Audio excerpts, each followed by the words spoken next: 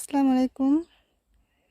আমাদের খামারের বেশ কিছু লাউ হয়েছে, তো লাউয়ে দেখাবো, চলেন। এই সিজনে অনেক ভালো ভালো লাউ হয়েছে।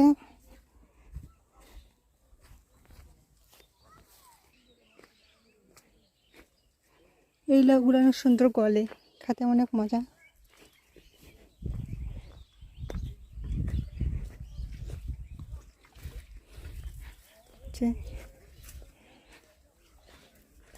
এবার লাউয়ের ফলন সুন্দর হয়েছে, আশা করা যায় এবার